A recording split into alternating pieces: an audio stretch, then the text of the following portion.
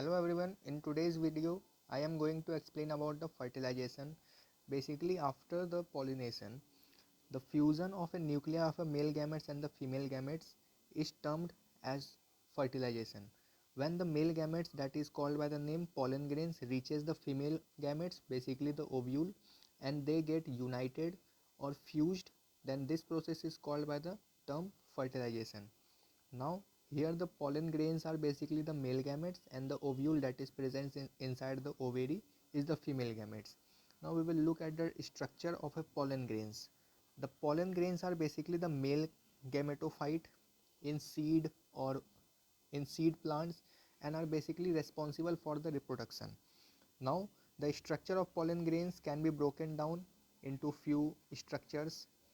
The first one is the outer exine, the second one is the inner intine, and inside the pollen grains there are two nucleus present. That is, the first one is the tube nucleus and the second one is the generative nucleus.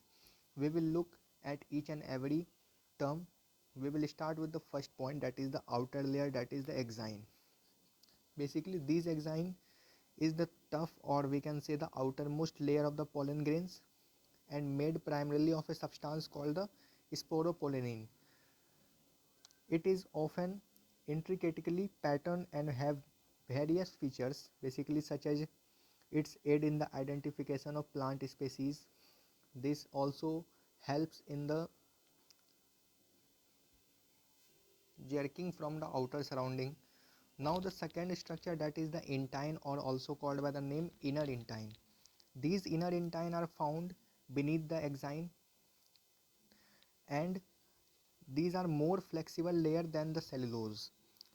These layers surround inner content of a pollen grains. This is the layer and helps in the protection and the growth of pollen tube during fertilization. Here there is two nucleus present inside it. The first one is the tube nucleus and the second one is generative nucleus.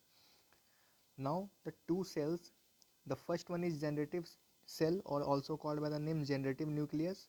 These nucleus divided into two sperm cell. Basically one generative nucleus divides itself into two sperm cells. The second one is the tube nucleus. This cell is responsible for forming the pollen tube, like in this diagram. This helps in the responsible for forming the pollen tube, elongated in shape, which will transport the sperm cell. In this we will able to look here, the generative nucleus is divided into two sperm cell, which will transport to the ovule for fertilization. This sperm cell will move in the process of fertilization. Now after this there are pore of, or we can also say it by the name aperture. This is also called by the name the germ pole. The pollen grains often has one or more opening in the exine called the apertures, and these allow for the pollen tube to emerge during process of germination. Also when the seed is soaked inside the soil, it start to germinate, and this process are basically the typically areas of the weakness in the exine. So these all components work together to ensure that the pollen grains can survive the journey to the female reproductive organs of a flower, where the fertilization process will start. Now in the next video we will look at the structure of ovule. Till then, thanks for watching.